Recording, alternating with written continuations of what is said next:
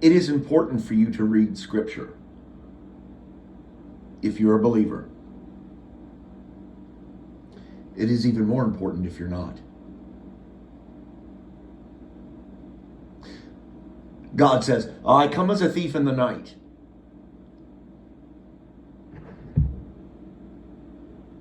So the moment a man or a woman tells you that God is going to appear on this date, you are free to shake the dust from your sandals of that person, turn and walk away from them,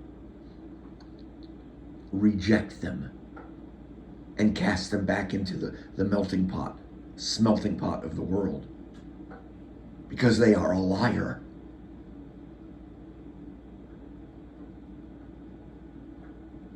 This is why it's important for you to read Scripture, so that you won't be led astray.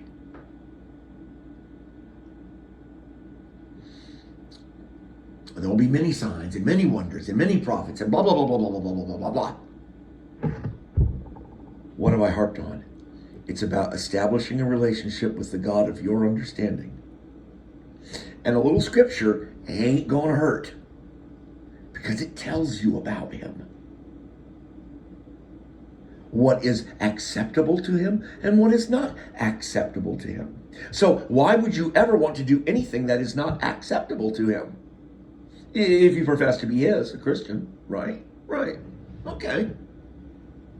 So when somebody tells you that, God is going to, Jesus, the Messiah is either going to make his first appearance or his second appearance, depending on which sect, brand of religiosity you favor.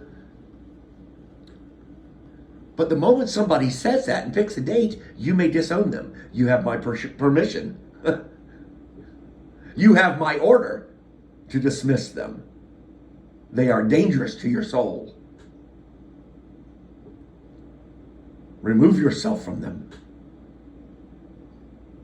God says, I'm a mysterious God. And he is. By God, he is. I have the proof of my own life to hold out for you, to show you. And you can dismiss it, and you can say, oh, you're a loony bin. You can say whatever you want. I don't care. But I can show you my timeline and what has happened to me. And I can tell you that it is wise to get close to God and know him.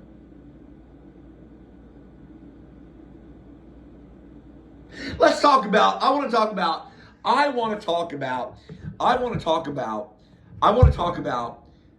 want to talk about that whole area.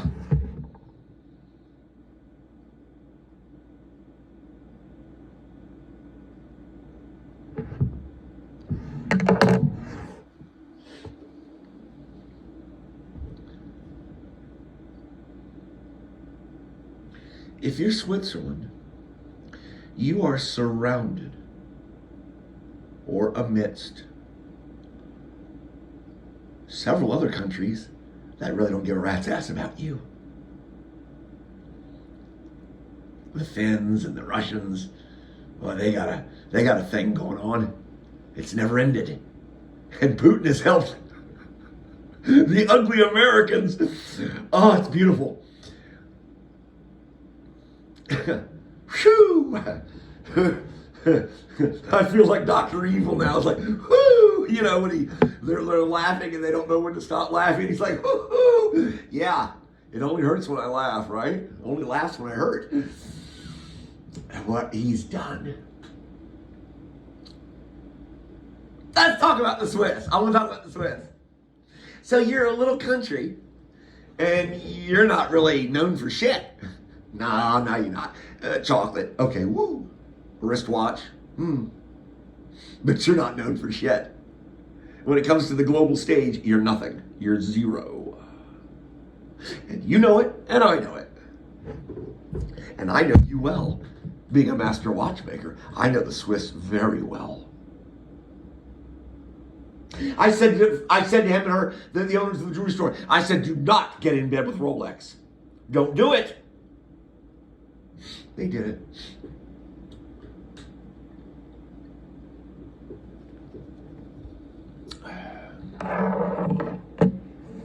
Let me tell you about the Swiss. As a watchmaker, not as a global enthusiast or historian. I did a Rolex a few months back. And when I removed those hands, the dial was smudged.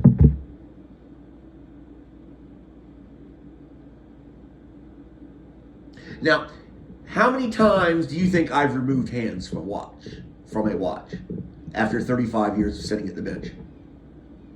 A couple, 2 or 3. Why I'm so good at it, I've actually created, oh God, I hope Paul Gordon never hears this. I've actually created my own tools so that I can lift the hands and not distort them. Because the Swiss seem to have a proclivity, an affinity for using a fucking press to put the hands on. Yeah, no, they have, it's a press. It comes down and it mounts the hand.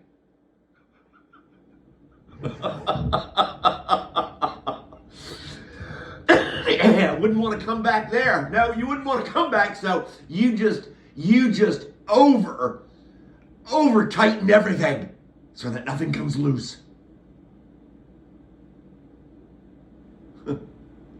Animals. Godless heathens. Wandering, hopeless children. And how have they survived all these hundreds of years? Especially with this last millennium, this last decade, this last century. World War I, World War II, Korean War, Vietnam. How have these little peons managed to survive?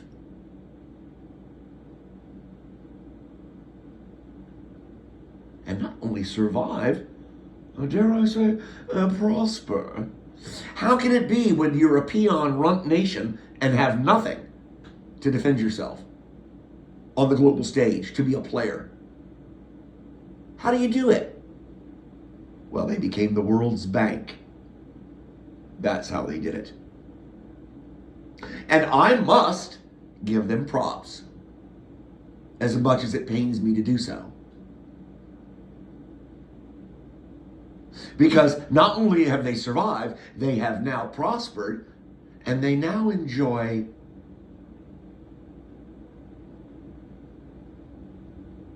autonomy. I'll use it again. I use another track. Nobody messes with the Swiss because they're holding your money. And they're holding everybody else's money. See how that works? Nobody's going to mess with the Swiss.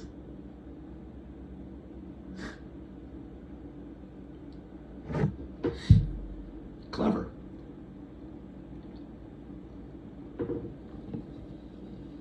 I give them props for their ingenuity.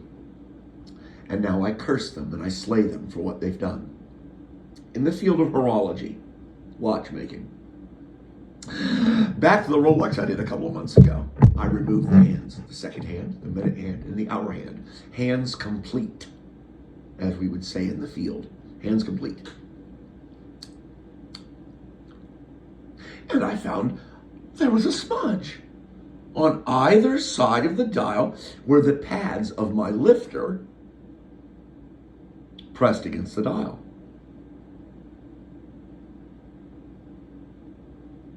Oh, but no. There was a lovely polymer plastic shim in between to protect the surface of the dial. How did it get smudged like that on either side?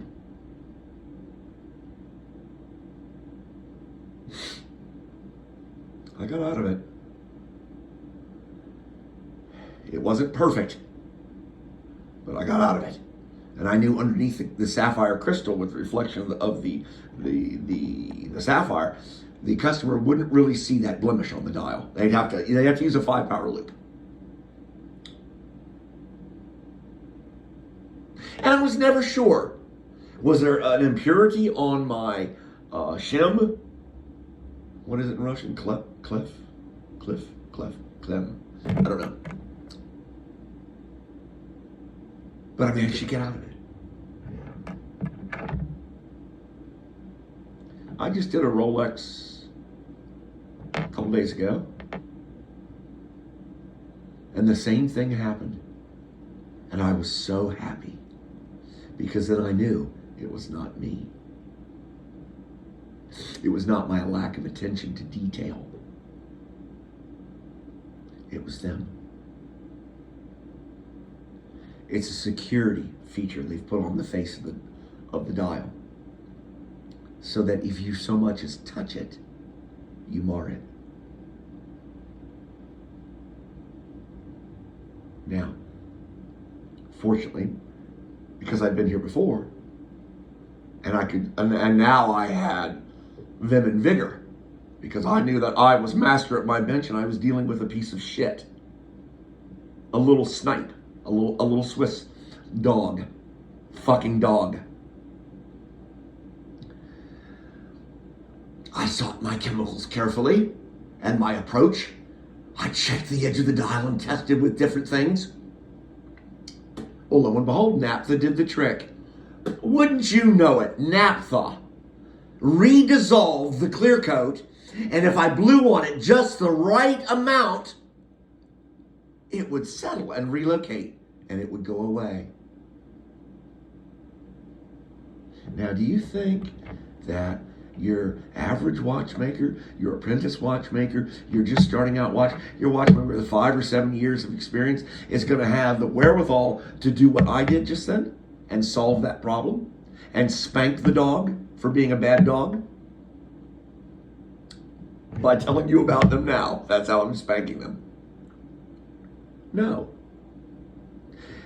They make the Swiss, in this instance, Rolex, may as well have taken a shotgun, pointed it at the door, put the string through the trigger, and put the other end on the doorknob.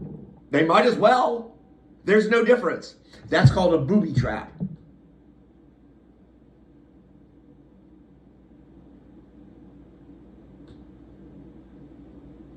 This is what the Swiss do so that you won't work on their Rolex, their beloved Rolex. So that they and their service centers can work on them and bill you through the nose.